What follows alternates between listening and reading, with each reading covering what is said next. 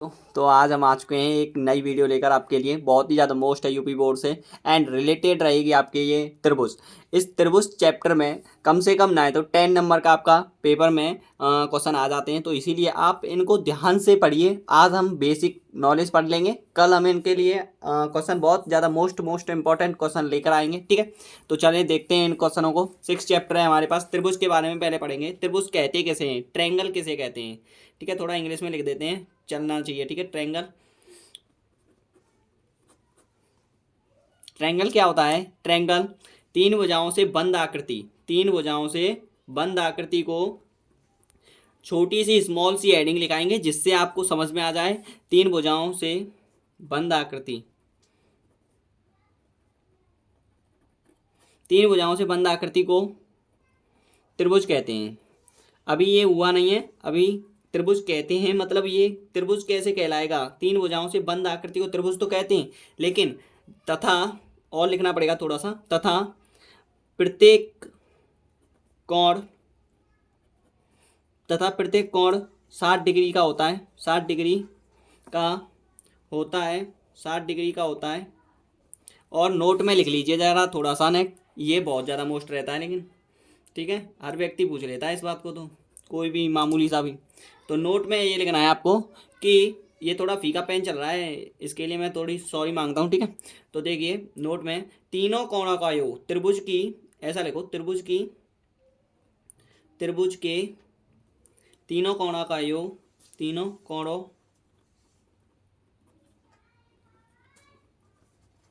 त्रिभुज के तीनों कोणों का योग कितना होता है बता सकते हो।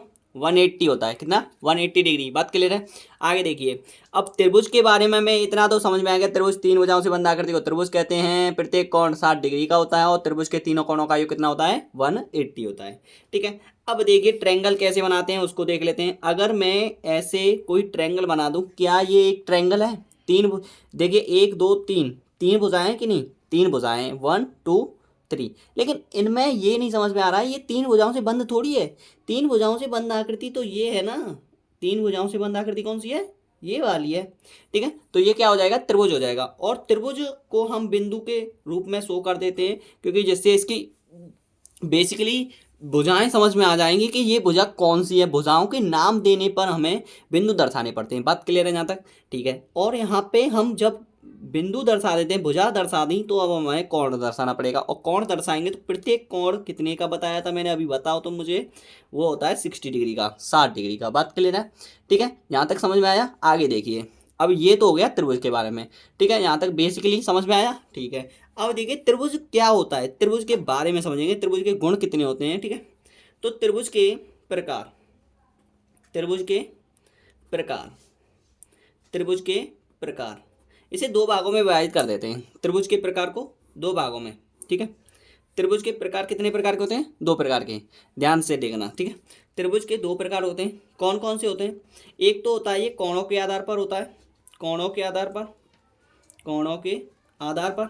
मैंने अभी तुम्हें बताया तो है कि कोणों के आधार पर होता है त्रिभुज। या तो आप कोणों के आधार पर होगा, या दूसरा जो होगा वो होगा आपके पास भुजाओं के आधार पर। बात क्लियर है? किसके आधार पर? भुजाओं के आधार पर, भुजाओं के आधार पर। ठीक है, भुजाओं के आधार पर, ऑन बेस ऑफ।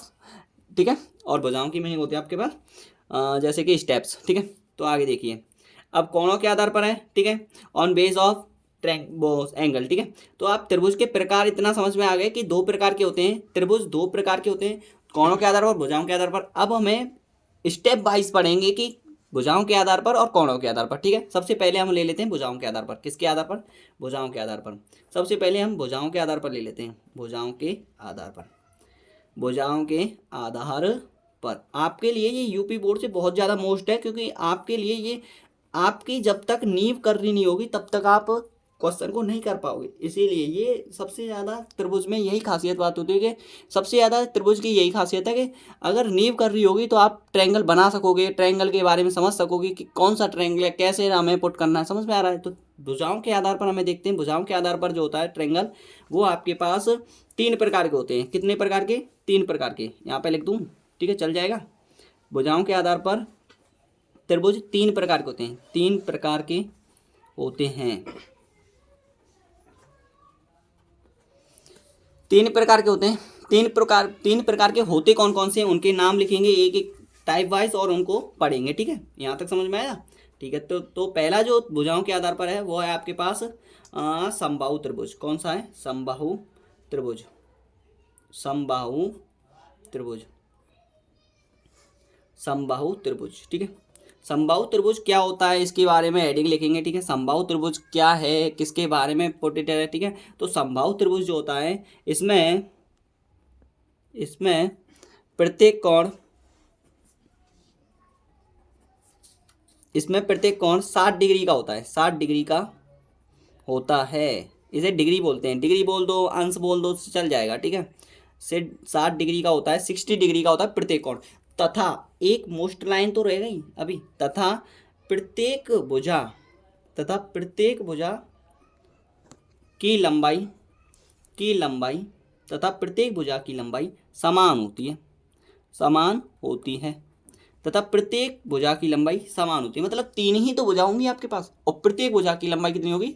समान होगी, इक्वल होगी, ना कि किसी की ना तो लंबाई ज़्यादा होगी ना कि किसी की लंबाई छोटी होगी। ठीक, तो यहाँ से आगे आती है हमारे पास समबाहु त्रिभुज। इतना क्लियर हो चुका है। ठीक है, अब समबाहु त्रिभुज का थोड़ा सा हम स्टेप बना देते हैं। ठीक है, उसके यहाँ जैसे कि हमें आकृति तो बनानी पड़ेगी भाई, क्योंकि कैसा समबाहु त्रिभुज दिखता है, क्या उसका बेस है, क्या है, ये चीज़ देखना पड़ता है। ठीक है, तो ये समबाहु त्रिभुज हो गया। ठीक है, समबाहु त्रिभुज को मैं पी क्यू आर से दर्शा देता हूँ। किसके लिए दर्शाते हैं? ये हम भुजाओं का नाम देने के लिए कि ये कौन सी भुजा है। बात क्लियर है? ये पी क्यू भुजा है, ये क्यू आर भुजा है, ये पी आर भुजा है। बात क्लियर है जहाँ तक? ओके, डन ऑफ दैट है। और प्रत्येक कोण कितने का बताया था? वो 60 डिग्री का होता है, ये भी बता दिया था 60 डिग्री का। कितने डिग्री का होता है? 60 डिग्री का। ठीक है, यहाँ तक क्लियर हुआ? एकदम राइट अवे चलेगा, एकदम लिटरली मैं आपको एक ऐसे पढ़ाऊंगा जैसे कि बिल्कुल हाँ हम क्या पढ़ रहे हैं, हाँ आसानी से हम बहुत पढ़ रहे हैं। ठीक है, तो ये होता है आपके लिए। ठीक है, आगे देखिए थोड़ा। अब इसके बाद समबाहु त्रिभुज के बारे में इतना क्लियर हो चुका है। प्रत्येक कोण मैंने बता ही दिया 60 डिग्री का होता है और कोणों का योग कितना होता है। अब इनके थोड़ा सा हम जैसे गणितीय भाषा में लिखते हैं तो उन्हें लिख देते हैं। थोड़ा सा गणितीय भाषा में क्या लिखा जाता है हमें वो भी ज़रा देखना पड़ता है थोड़ा बहुत। ठीक है, गणितीय भाषा में देखिए, P Q plus Q R plus P are का मान कितना होता है? 180 होता है। कितना होता है? 180 होता है। बात क्लियर है? और इनको आप जोड़ के देख लेना 180 ही मिलेगा। बात क्लियर है? इतना समझ में आया? ठीक है, ये तो होती है इसकी गणितीय भाषा। ठीक है, अब आगे आ जाइए और देख लेते हैं थोड़ा बहुत और क्या स्टेप रह गया है इसमें। समबाहु त्रिभुज, हाँ समबाहु त्रिभुज का जो क्षेत्रफल होता है उसके बारे में एक फॉर्मूला लिख लो। ठीक है, क्योंकि आपके लिए आगे भी हेल्पफुल रहता है वो। ठीक है, समबाहु त्रिभुज का क्षेत्रफल, समबाहु त्रिभुज मैं जो भी पॉइंट ले रहा हूँ उसके बारे में पूरा डिक्टो पढ़ा के ही दूंगा तुम्हें। ठीक है, समबाहु त्रिभुज का क्षेत्रफल, समबाहु त्रिभुज का क्षेत्रफल होता है √3/4 इंटू भुजा स्क्वायर। बात क्लियर है? भुजा स्क्वायर। ठीक है, ये होता है समबाहु त्रिभुज का क्षेत्रफल। इसे आप कर दोगे ब्रैकेट में क्लोज। ओके, आगे समझिए, यहाँ तक आपके पास मोस्ट इट हो गया। ठीक है, आगे देखिए, आगे जो आता है वो आता है आपके पास सेकंड पॉइंट है आपका। पहला हो गया आपके पास समबाहु त्रिभुज, सेकंड आपका जो त्रिभुज होता है भुजाओं के आधार पर वो होता है आपके पास समद्विबाहु। कौन सा? समद्विबाहु, समद्विबाहु त्रिभुज, समद्विबाहु त्रिभुज। और मैंने आपको कमेंट में एक चीज़ और लिखा देता हूँ जरा, यहाँ पे त्रिभुज है ना ये। ठीक है, ये देखो थोड़ा त्रिभुज देख रहे हो आप, यहाँ पे एक सूत्र लिख लीजिए आप त्रिभुज का। ठीक है, यहाँ पे कॉर्नर में लिखा दूँ। ठीक है, ठीक है, त्रिभुज का जो क्षेत्रफल होता है उसे और लिख लीजिए, वो मोस्ट रहता है। ठीक है, त्रिभुज का क्षेत्रफल, त्रिभुज का क्षेत्रफल मतलब फॉर्मूला लिखा रहा हूँ मैं आपके लिए। ये त्रिभुज का जो क्षेत्रफल होता है वो होता है आपके पास 1/2 इंटू आधार गुणा शीर्ष लंब, 1/2 इंटू आधार गुणा शीर्ष लंब, शीर्ष लंब। ठीक है, शीर्ष लंब। बात क्लियर है? 1/2 इंटू में आधार गुणा शीर्ष लंब। ठीक है, ये होता है आपके पास किसका? त्रिभुज का क्षेत्रफल। त्रिभुज का क्षेत्रफल हो गया। अब आगे देखिए थोड़ा सा। ठीक है, आगे देखिए जरा इसके बारे में। समद्विबाहु त्रिभुज जो होता है इसके बारे में समझते हैं। समद्विबाहु त्रिभुज जो होता है इसमें थोड़ा लिखना है, इसमें समद्विबाहु त्रिभुज में इसमें दो भुजाएं समान लंबाई, दो भुजाएं समान लंबाई तथा एक भुजा भिन्न होती है तथा एक भुजा भिन्न होती है। भिन्न का मतलब होता है दो भुजा समान होंगी और एक भुजा अलग होगी। ऐसा समझ में आया? ठीक है। और और प्रत्येक कोणों में दो भुजाओं के कोण समान, दो भुजाओं के कोण समान तथा एक भुजा का भिन्न होता है, तथा एक भुजा का कोण यहाँ तक समझ में आया? ठीक है, आगे देखिए। तथा एक भुजा का कोण भिन्न होता है, भिन्न होता है। एक भुजा का कोण भिन्न होता है और दो भुजाओं का कोण समान होगा। ठीक है, इसके बारे में चित्र बनाएंगे कैसे। ठीक है, यहाँ तक क्लियर हो गया? देखिए इसका चित्र कैसे बनेगा, इसका चित्र कुछ ऐसे बनेगा। ठीक है, इसका चित्र देख लीजिए थोड़ा। ठीक है, देखिए इसका चित्र समझ में आ रहा है? देखिए यहाँ पे ये ए बी सी और दो भुजाएं हो गई। भुजाओं को नाम देने के लिए क्या करते हैं, हम बिंदु डालते हैं और उन पे हमारे पास दो भुजाओं के दो कोण कौन कौन से समान होंगे ये देखिए जरा। देखिए ये कोण और ये कोण दोनों समान होंगे। ठीक है, इन्हें डाल दीजिए आप। कितना 90 तो 180 हो जाएगा। लेकिन हम कोई ऐसा नंबर डालते हैं जिससे दो कोण समान हो और एक भिन्न हो। ठीक है, तो मैं डाल देता हूँ इसे, जैसे कि ये 45 और ये 180 डाल देता हूँ। ये 90 डाल देता हूँ। कितना? 90। बात समझ में आ रहा है? ठीक है, 90 45। ठीक है, इजिकल टू करोगे तो 180 मिलेगा। ठीक है, गणितीय भाषा लिख लेते हैं इसकी, और थोड़ा बहुत और क्या लिखेंगे इसके बारे में, गणितीय भाषा लिख देते हैं, कोई ना। ठीक है, गणितीय भाषा वही रहेगी, लिखें तो लिख देंगे, चलो कोई नहीं। ठीक है, गणितीय भाषा क्या होती है, गणितीय भाषा के रूप क्या होता है। देखिए A B plus A C plus B C बराबर होता है आपके पास 180। ठीक है, तीनों कोणों का योग आपके पास 180 ही सम आएगा, योगफल 180 ही आएगा, मतलब 180 डिग्री ही आएगा और कुछ नहीं आएगा। ठीक है, इतना समझ में आया?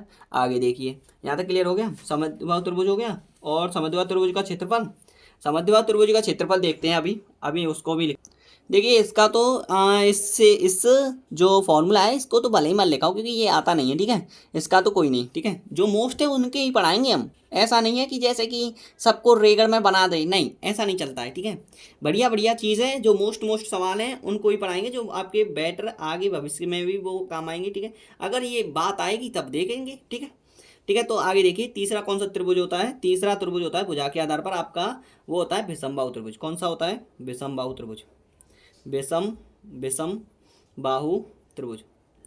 विषमबाहु त्रिभुज। ठीक है, कौन सा होता है? विषमबाहु त्रिभुज होता है। विषमबाहु त्रिभुज में क्या होता है? विषमबाहु त्रिभुज में इसमें प्रत्येक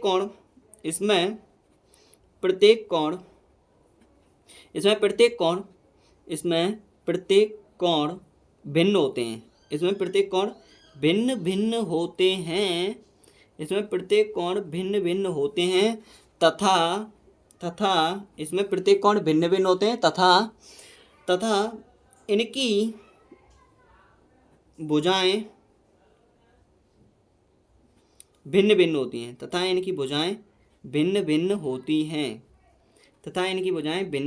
हैं इनके कोण भिन्न होते हैं। इतना समझ में आया? विषमबाहु त्रिभुज के बारे में कैपेसिटी आई। ठीक है, ये होती है विषमबाहु त्रिभुज का। देखिए आप आकृति बना देता हूँ, विषमबाहु त्रिभुज होता कैसा है। ठीक है, ये आपका पास विषमबाहु त्रिभुज है। कैसा है ये? विषमबाहु त्रिभुज।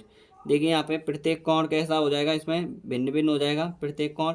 ठीक है, पी क्यू आर।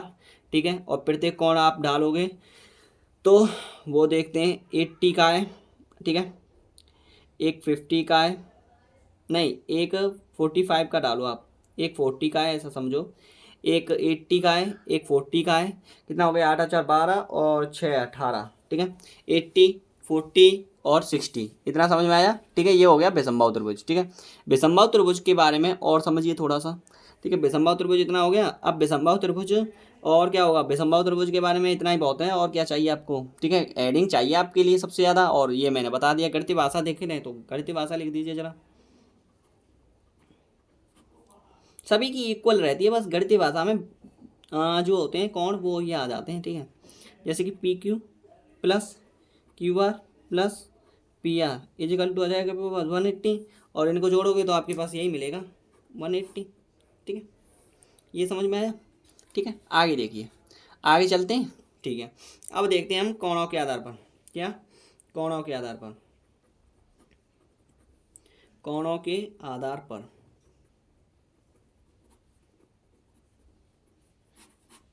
कोणों के आधार पर देखेंगे जरा। कोणों के आधार पर जो होता है सब, ये भी 3 प्रकार के होते हैं। कितने प्रकार के होते हैं? 3 प्रकार के।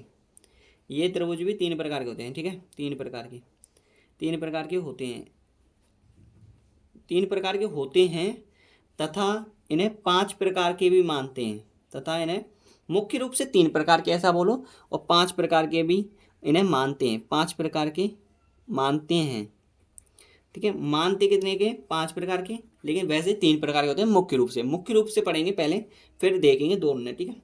देखिए 3 प्रकार के कौन कौन से होते हैं। सबसे पहला जो होता है कोणों के आधार पर, वो होता है आपके पास पहला जो होता है वो होता है आपके पास जैसे कि समकोण लेते हैं। सबसे पहले न्यून कोण लेते हैं। कौन सा? न्यून कोण, ठीक है। न्यून कोण क्या होता है? देखिए न्यून कोण में शॉर्ट लिखाऊंगा मैं, ज़्यादा कुछ नहीं। न्यून कोण जो होता है इसमें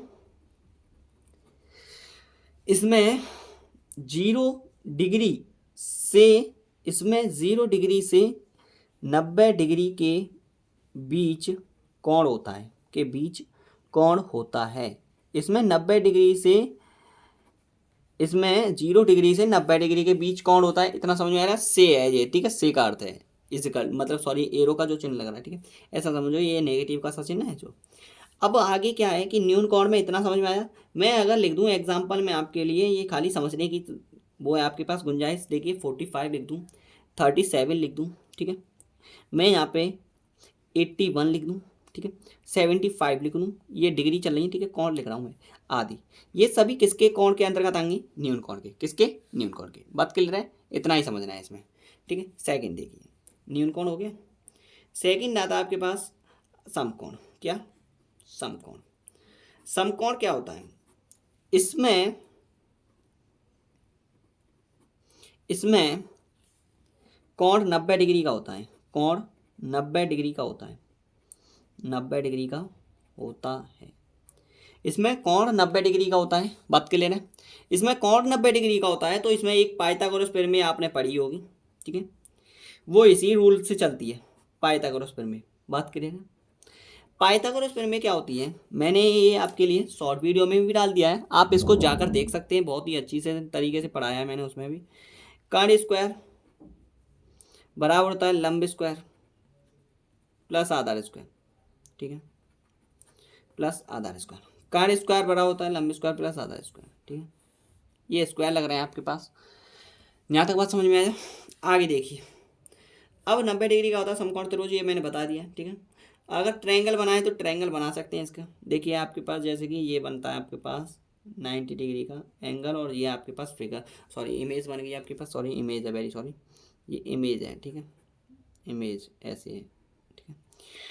पी क्यू आर, और यहाँ पे जो होगा वो कोण जो होगा वो 90 डिग्री का ही होगा। बात क्लियर है? ठीक है। ये कोण आपके पास कितने की भी हो सकते हैं, ठीक है, आगे पीछे हो जाते हैं, इनका तो कोई नहीं। देखिए थर्ड आता है आपके पास अधिक कोण। कौन सा? अधिक कोण। अधिक कोण क्या होता है? अधिक कोण देखिए, अधिक कोण देखिए,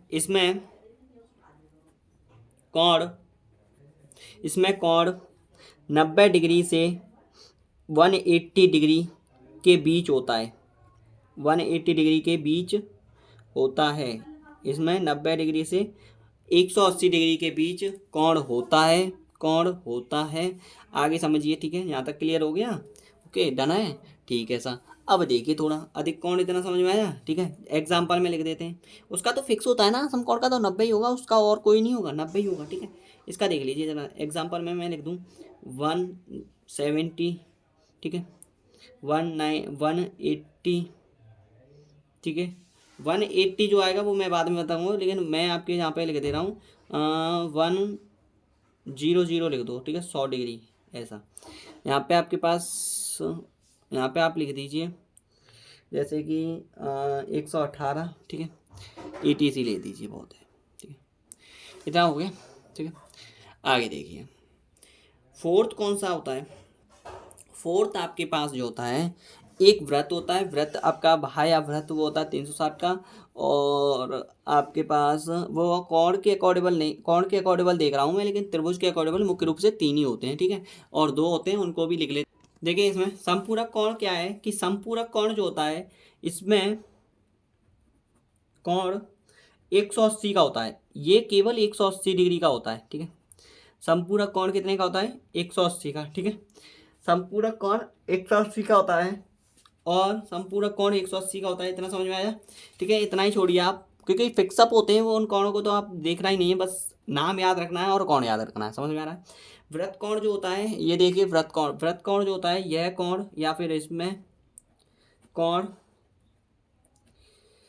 360, मतलब 180 से 360 होता है, कितना होता है 180 से 360 होगा, ऐसा लिखो आप, 180 से 360 के बीच होता है, के बीच होता है। यह इसमें कोण 180 से लेकर 360 डिग्री का होता है, और ठीक है, और वृत्त बन गया ये तो 360 डिग्री का होगा, तो वो वृत्त बन गया, सर्कल बन गया, ठीक है, सर्कल बन गया, चतुर्भुज भी बन जाता है, ठीक है। इसके बारे में ज़्यादा आगे विशेषता कहानी जो होगी वो मैं हम चतुर्भुज या फिर आपके लिए सर्कल पढ़ाएंगे तब बात करेंगे, ठीक है। आप इतना ध्यान रखिए, इसमें कोण कितने का होता है 180 से 360 डिग्री का होता है वृत्त कोण, ठीक है। तो ठीक है, आपकी ये वीडियो यहीं पे ख़त्म करते हैं, ठीक है। और आपको वीडियो पसंद आई हो तो लाइक करना, कमेंट करना, और आगे जो भी डाउट है तुम्हारे वो मुझे कमेंट के माध्यम से ज़रूर बताना, ठीक है। थैंक यू, धन्यवाद।